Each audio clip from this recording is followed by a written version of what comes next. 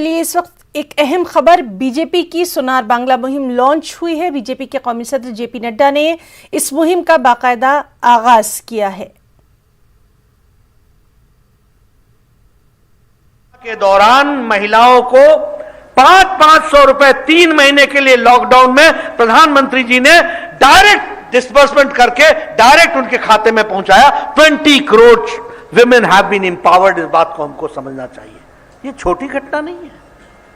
और बंगाल में 1,52,00,000 यानी रीचिंग 2 करोड़, 40 करोड़ में 2 करोड़ बंगाल के लोग हैं। उसी तरीके से हमारे लगभग 68 लाख लोगों को गैस का चूल्हा मिला।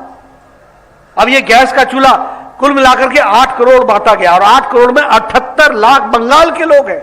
आप देखिए कितना बड़ा बंगाल का हिस्सा है। और ये चूल्हा जलाना, मैं इसको सिर्फ चूल्हा जलाना नहीं मानता, मैं महिलाओं का सशक्तिकरण मानता हूं। क्योंकि जब वो लकड़ी जला करके चूल्हा जलाती थी तो 200 सिगरेट का धुआं वो डायरेक्ट और इनडायरेक्ट अपने फेफड़ों में लेती थी, पल्मोनरी डिजीज होती थी। आज वो गैस का चूल्हा उनको मिला है, 78 लाख परिवारों को मिला है। 5 मिनट में वो हर एक तरीके का भोजन प्रिपेयर कर सकती हैं और वो धुआं से मुक्त हो गई हैं। Health issue has been addressed and it is an women empowerment which we have to understand. आप बताइए, यहां लगभग 2 करोड़ 60 लाख ऐसे परिवार थे जिनको बिजली नहीं थी, और बंगाल के अंदर लगभग 7,32,000 ऐसे परिवार थे जिनको बिजली नहीं थी। सौभाग्य योजना में मुफ्त बिजली पहुंचाने का काम प्रधानमंत्री मोदी जी ने किया है।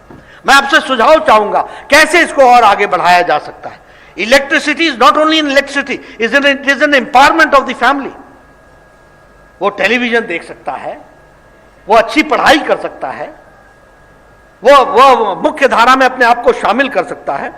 इस तरीके की योजनाओं को हम लोगों ने, प्रधानमंत्री जी ने एक रास्ता दिया है।